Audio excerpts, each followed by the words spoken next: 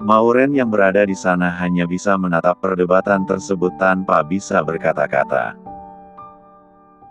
Jika satu orang tua Kenan sudah tidak lagi berada di kubunya, itu sungguh membahayakan. Langkahnya ke depannya akan lebih sulit. Ada banyak hal yang muncul di dalam kepalanya. Apa yang harus dilakukan sekarang? Memikirkan kehilangan Kenan seumur hidupnya saja membuat Maureen tidak sanggup untuk membayangkan. Aku pokoknya nggak akan pernah bisa menerima Kayla. Contoh kecilnya saja sekarang deh, dia udah hamil. Nggak ada itikat baik untuk datang ke sini dan meminta maaf. Kenapa dia harus meminta maaf kalau dia nggak salah? Yang selalu membuat masalah, kan Mama? Ranti semakin tidak senang dengan obrolan tersebut, terlebih lagi suaminya sudah mulai membela Kenan dan Kayla. Ini sangat menyebalkan bagi Ranti. Malam itu Kayla tengah menikmati pijatan Kenan di kakinya ketika bel rumahnya berbunyi. Bibi segera membuka pintu rumah tersebut dan mengatakan kepada majikannya jika ada seseorang yang ingin bertemu. Saat Kenan dan Kayla ke ruang tamu, betapa terkejutnya mereka ketika melihat ayah Kenan datang ke rumahnya. "Papa." Begitu kata Kenan. Reaksi yang ditunjukkan oleh Kayla tentu saja berbeda. Perempuan itu masih belum hilang keterkejutannya menatap lelaki parubaya tersebut datang ke rumahnya. Dia bahkan hanya mematung di tengah ruangan sebelum Kenan menarik Kayla untuk duduk di sofa. Sadar dari rasa terkejut, Kayla mengulurkan tangannya ke arah ayah mertuanya. Setelah dia menikah lagi dengan Kenan sampai sekarang dia hamil, tidak sekalipun dia bertemu dengan lelaki paruh baya tersebut. Ini jelas salah. Papa tumben. Siapa yang kasih tahu Papa kalau kami sekarang tinggal di sini? Tanya Kenan mengawali percakapan. Hanya dugaan. Karena kamu keluar dari apartemenmu sendiri karena ibumu, jadi Papa menebak kalau kalian tinggal di sini. Ternyata benar. Ayah Kenan itu menatap Kayla, lalu bertanya, "Kayla, bagaimana kandunganmu?" Kayla sungguh tidak pernah menyangka kalau ayah mertuanya akan datang. Sejak tadi dia hanya diam dan ketika sekarang dia mendapatkan pertanyaan itu dari lelaki paruh baya tersebut, ada sedikit perasaan tak nyaman entah karena apa. "Kandungannya sehat, Pak." "Alhamdulillah," jawab Kayla terdengar ringan meskipun perasaannya begitu berat. "Bagus kalau begitu. Saya minta maaf kalau kedatangan saya secara tiba-tiba ini mengejutkan kamu. Saya hanya ingin tahu bagaimana kondisi kesehatan kamu dan calon cucu saya." Lebih tidak menyangka lagi, lelaki parubaya itu mengatakan sesuatu yang di luar nalar. Ayah mertuanya mengakui putranya sebagai cucunya. "Dia sehat, Pak. Ibu dan bayinya sehat." Kenan tersenyum kecil dan tampak lega ketika sang ayah mau mengakui bayinya. "Kalian harus hati-hati, iya. Jaga diri baik-baik. Papa hanya nggak mau terjadi sesuatu saja dengan Kayla dan bayinya." Ucapan sang ayah membuat Kenan mengernyit. Kenapa Papa bicara seperti itu?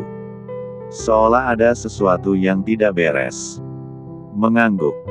"Maureen masih berusaha untuk mendapatkanmu. Papa hanya nggak mau perempuan itu nekat." Kali ini Kenan dan Kayla saling pandang. Tiba-tiba saja Kayla memeluk perutnya sendiri seolah ada kekhawatiran yang dirasakan. "Mama kamu masih belum menerima Kayla, tapi Papa paham betul kalau kalian saling mencintai. Papa hanya nggak mau hal buruk terjadi kepada kalian.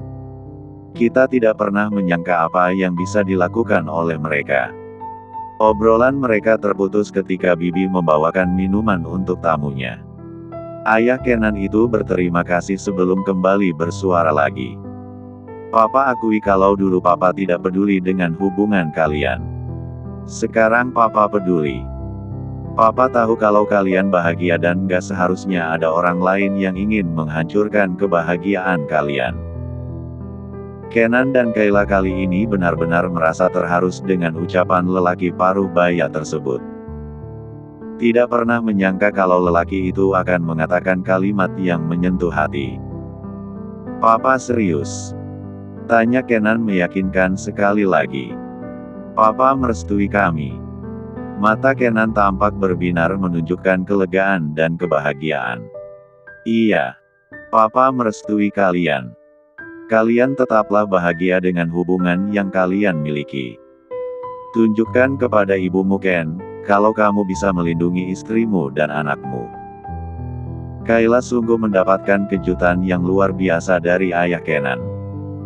Dia tentu saja lega, tetapi sekali lagi, dia tetap harus berhati-hati. Meskipun begitu, Kayla harus mengucapkan terima kasih. "Terima kasih, Pak. Saya tidak menyangka kalau Bapak akan menerima saya." Setelah mendapatkan peringatan dari sang ayah, Kenan tidak lagi meninggalkan Kayla sendirian kecuali ke kantor. Dia tak ingin ada hal buruk terjadi dengan Kayla, apalagi itu menyangkut tentang Maureen. Akan lebih baik kalau dia berjaga-jaga mulai sekarang. Kenan terlihat begitu sibuk mempelajari dokumen ketika dia melihat ada keganjilan tentang sebuah kerja sama yang melibatkan sebuah perusahaan. Semakin dia menelaah, dia semakin yakin ada yang tidak beres yang terjadi. Dengan tergesa, dia beranjak dari tempat duduknya pergi ke ruangan sang ayah. "Ada hal yang tidak beres, Pak." Begitu katanya menunjukkan dokumen yang dibawanya kepada lelaki paruh baya tersebut. Mereka sengaja menyembunyikan poin ini seolah tidak mudah dibaca. Ayah Kenan menarik dan membaca dokumen tersebut dengan seksama. Benar yang dikatakan oleh Kenan, ada beberapa poin yang ganjal dan itu akan merugikan perusahaan Kenan. "Siapa yang menangani ini?" tanya ayah Kenan. "Anto. Dia yang meeting dan mencapai kesepakatan. Tapi, aku juga waktu itu sempat membacanya sebelum kontrak. Apa poin ini adalah sebuah tambahan setelah aku membacanya. Aku ingat betul kalau poin ini nggak ada waktu itu." Kenan tidak pernah menyangka kalau dia bisa kecolongan seperti ini. Perbuatan curang itu benar-benar tampak di matanya. Untuk beberapa saat, Kenan terdiam dan sang ayah bertindak untuk memanggil Anto ke ruangannya. Segera setelah lelaki itu datang, sidang segera dilakukan. "Setelah kesepakatan itu, apa kamu membaca lagi dokumen perjanjiannya?" tanya ayah Kenan kepada Anto.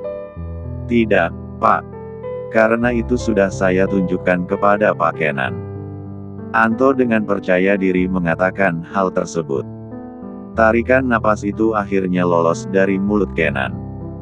Dia tak ingin ada hal buruk terjadi pada perusahaannya. Di saat dia baru saja merasakan kebahagiaan karena sebentar lagi akan memiliki anak, sekarang justru ada hal yang mengusik ketenangannya. Berani sekali mereka mengganti dokumen itu. Kenan mengetatkan rahangnya. "Maksud Bapak?" tanya Anto tidak mengerti. "Ini." Ayah Kenan menunjukkan dokumen tersebut kepada Anto dan meminta membaca di beberapa poin penting di sana. "Demi Tuhan ini tidak." Anto melotot ketika mengatakan itu. "Itu yang saya bilang kalau mereka menggantinya," ucap ayah Kenan. Anto lantas mengingat-ingat lagi bagaimana mungkin dia bisa kecolongan. "Benar, waktu itu saya melihat ada pergantian dokumen karena dokumen yang lama ketumpahan air. Saya yakin ini hanya akalan mereka." Kenan menarik napasnya panjang. Masalah apa lagi yang akan didapatkan kali ini? Untuk pertama kalinya dia mendapatkan masalah di perusahaannya karena keteledorannya. Beranjak dari tempat duduknya, dia segera meminta Rizky untuk mengurus semuanya sebelum apa yang dikhawatirkan terjadi.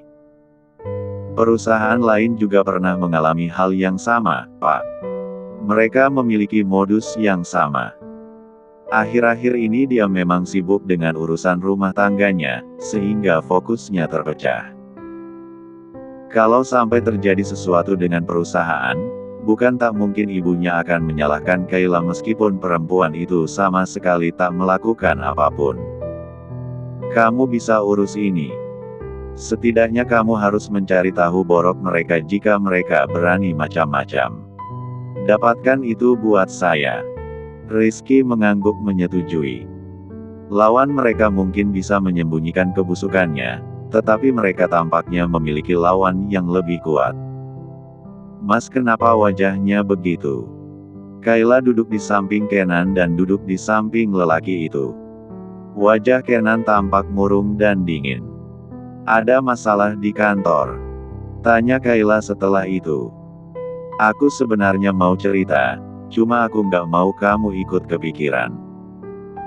Justru kalau Mas nggak bilang aku yang jadi kepikiran.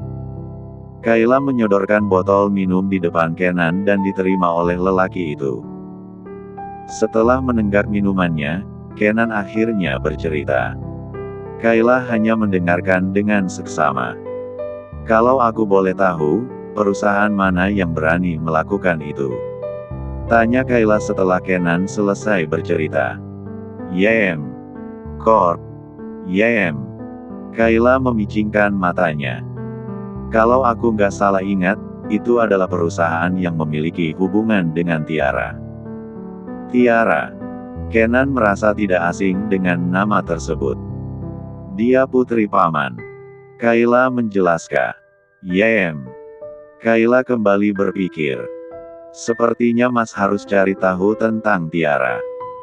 Kalau aku tidak salah duga, dia hanya ingin membuat masalah karena aku. Dia ingin mengambil sesuatu yang kuat itu untuk membalasku. Kenan menatap Kayla dan berpikir sejenak. Jika itu benar, berarti ini sudah direncanakan jauh-jauh hari. Kenan kini paham, jika diam-diam sepupu Kayla itu memang ingin balas dendam. Dia sebenarnya belum pernah bertemu dengan perempuan itu. Aku sudah meminta Rizky untuk menyelidiki. Kenan akhirnya bersuara. Kayla mengotak-atik ponselnya dan menunjukkan sebuah sosial media. Di sana terdapat banyak foto seorang perempuan cantik dengan beberapa posenya. Dia yang namanya Tiara. Kamu bisa mencari tahu tentang dia. Rasanya aneh ketika dia tidak muncul di hadapanku ketika aku sudah mengambil alih semuanya. Kayla mengabaikan Tiara selama ini dan dia merasa belum perlu untuk merasa khawatir. Ternyata jika dugaannya tidak salah, maka yang dilakukan oleh YM adalah bagian dari rencana Tiara. Kenan tidak menunggu lagi ketika dia mengirimkan foto tersebut kepada Rizky. Dia berharap dia belum terlambat untuk melakukan pencegahan. Jangan khawatir, aku akan di sini membantumu. Kayla menarik tangan Kenan dan menggenggamnya. Kalau ini memang benar karena Tiara, maka itu berarti dia seharusnya berurusan denganku. Kenan akhirnya bisa tersenyum ketika Kayla mengatakan itu. Dia mengangguk dan segera menarik istrinya ke dalam pelukannya. Seharusnya dia bisa melindungi Kayla, tetapi pada akhirnya, mereka harus bisa saling melindungi. Kita pulang sekarang. Atau kamu ingin pergi kemana dulu? Masih di dalam pelukan Kenan, Kayla menggeleng. Kita pulang saja. Aku nggak bisa tenang kalau belum tahu tentang Tiara. Aku akan ikut mencarinya. No. Kenan menjauhkan wajahnya dari wajah istrinya hanya sekedar memberikan tatapan peringatan. Kamu nggak boleh terlalu ikut campur. Ingat kandunganmu dan kamu nggak boleh banyak pikiran. Aku bisa mengatasinya. Kayla keras kepala. Buru-buru beranjak dari tempat duduknya, mengambil tasnya dan menarik tangan Kenan agar mereka bisa segera pergi dari sana. Kayla memang bukan orang yang serba tahu, tetapi jika itu berkaitan dengan keluarganya, dia pasti akan mendapatkan apa yang dia ingin tahu tentang mereka. Tentu saja membutuhkan waktu, tetapi dia tidak akan membiarkan mereka lolos begitu saja. Mereka pergi dari kantor dengan suasana yang sedikit kaku. Di dalam kepala mereka sedang memikirkan banyak hal. Sampai di rumah, Kayla buru-buru mandi dan segera membuka laptopnya. Hal itu membuat Kenan harus mendengus kesal. Ini nih yang buat aku nggak suka, sayang. Kamu istirahat dulu. Kenapa malah kerja lagi? Kayla menggeleng. Jangan khawatir, aku hanya ingin mencari sesuatu. Mas mandi saja dulu, kalau aku menemukan sesuatu, aku akan kasih tahu. Kayla bahkan tidak menoleh sedikit pun kepada Kenan. Keesokan harinya, Kenan didatangi oleh seorang perempuan yang tampak tak asing baginya. Dia mencoba menggali ingatannya di mana dia pernah melihat sosok tersebut, tetapi dia merasa tidak pernah bertemu dengannya. Kenan mencoba mengingat sampai sebuah foto yang semalam Kayla tunjukkan kepadanya terbayang di dalam kepalanya. Apa itu Tiara? Selamat siang, Pak Kenan. Saya Tiara. Saya mewakili YM untuk membicarakan tentang kerja sama kita. Perempuan itu bersuara dan benar juga dugaan Kenan jika itu adalah Tiara. Ternyata cepat juga Tiara datang menemui Kenan. Siang. Kenan terlihat santai ketika menerima Tiara di ruang meeting. Menatap Tiara dengan seksama, Kenan bisa merasakan jika perempuan itu tampak licik. Silakan dimulai. Kenan duduk di depan Tiara masih dengan menatap perempuan itu.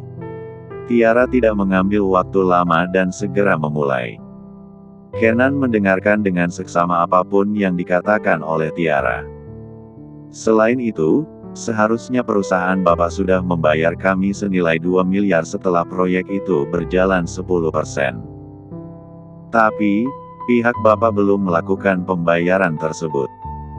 Kenan menatap Tiara masih dengan tatapan tidak senang.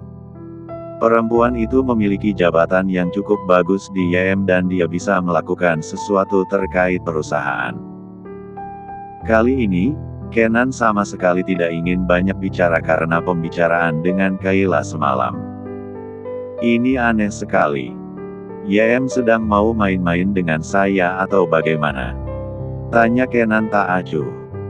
Tatapan Kenan dingin seolah memberitahu kepada Tiara jika dia sudah tahu semuanya. Dalam perjanjian sebelumnya bahkan tidak ada hal seperti itu. Tidak ada. Bapak harus tahu kalau kami sudah membicarakan ini dengan Pak Anto. Di sini juga sudah tertera tanda tangan Bapak. Tiara masih mempertahankan dirinya untuk mengatakan kebenarannya sendiri. Tolong jangan buat ini menjadi sebuah permasalahan yang tidak seharusnya. Tiara memasang senyum kecil seolah tidak merasa bersalah. Kami sedang mengurus perjanjian ini lebih lanjut lagi.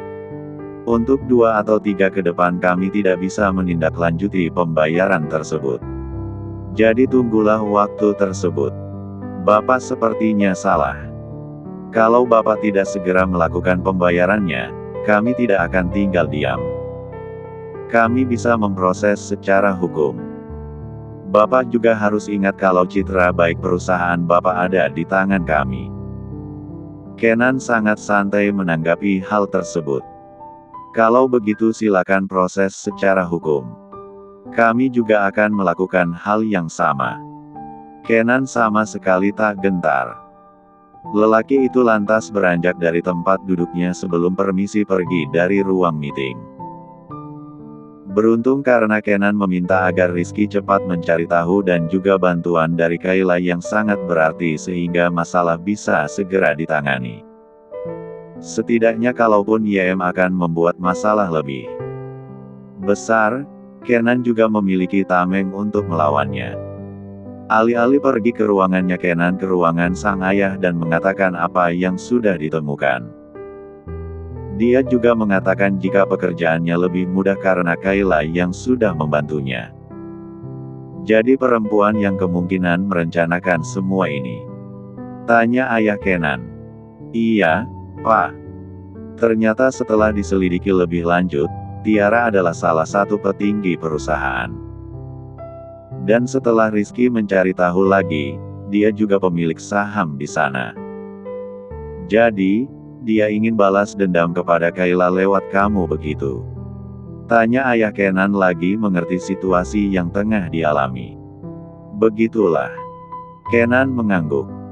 Aku nggak tahu kapan mereka akan mengeluarkan semua ini ke media, tapi Kayla siap membantu kita.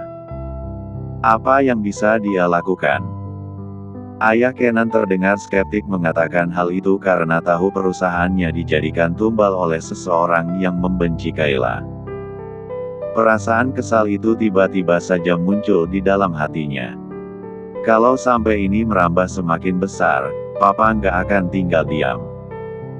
Tidak ada cara lain selain Kayla harus bertanggung jawab. Kenan kali ini tidak terima dengan ucapan sang ayah. Menatap lelaki parubaya itu dengan tatapan menuntut sebelum menjawab. Tidak seharusnya Papa mengatakan itu. Kayla tidak tahu apapun tentang permasalahan ini dan dialah yang justru membantu kita mencari tahu tentang Tiara. Kamu bisa menjamin kalau Kayla tidak ikut terlibat? Ayah Kenan justru semakin curiga. Mereka sepupu, Kenan. Bukan orang lain. Tapi mereka tidak pernah akur sejak dulu, Pak. Kenan tampak kecewa ketika mengatakan itu di depan sang ayah. Lelaki parubaya itu bahkan sudah merestui hubungan Kenan dengan Kayla, tetapi karena masalah ini, justru mencurigai orang yang tidak bersalah. Aku nggak mau bahas ini lagi, Pak. Kalau Papa mencurigai istriku, aku akan buktikan jika itu tidak benar. Kenan memilih pergi dari ruangan ayahnya setelah mengatakan itu. Kesal rasanya mendengar ucapan sang ayah yang tidak masuk akal. Dugaan Kenan benar. Tiara melompat lebih cepat dari yang dibayangkan. Hari itu juga, setelah meeting itu selesai, sebuah berita akhirnya muncul. Perusahaan Kenan tidak melakukan pembayaran dan itu adalah sebuah prestasi dan merupakan hal buruk untuk sebuah perusahaan besar seperti Blitz. Keadaan menjadi genting dan beberapa wartawan bahkan banyak yang datang untuk melakukan wawancara. Kayla yang ada di kantornya juga melihat itu dari beberapa sumber dan menarik napasnya panjang. Mungkin sekarang Tiara sedang tersenyum bahagia melihat itu. Tak lama setelah itu, Kayla pun mendapatkan telepon dan itu adalah nomor baru. Kayla yakin bukan Kenan yang diuber oleh wartawan, tetapi juga dirinya. Kayla beranjak dari kursinya sebelum menghubungi Kenan agar mereka bisa berbicara. Mas ada di kantor? Tanya Kayla setelah sambungan teleponnya tersambung. Sebenarnya aku ingin mendiskusikan masalah ini dengan Mas. Tapi nanti saja kalau kita sudah di rumah. Kenan yang ada di seberang sana pun menyanggupi. Kayla belum sempat duduk ketika tiba-tiba pintu ruangannya dibuka dan memunculkan perempuan yang membuat ulah. Perempuan itu tersenyum menyeringai sebelum berjalan mendekati Kayla. Wow, Kayla. Lama kita tidak bertemu dan kamu sudah menjadi pemilik perusahaan ini. Begitu katanya dengan berani. Dia adalah Tiara. Sepertinya gadis itu sudah berani menampakkan dirinya di hadapan Kayla dan tentu saja dia sudah siap dengan segala konsekuensi yang didapatkan. Tatapan Tiara tajam penuh dengan kemarahan. Kamu bahkan dengan berani menendang orang tuaku keluar dari rumahnya dan dengan seenaknya kamu menempatinya.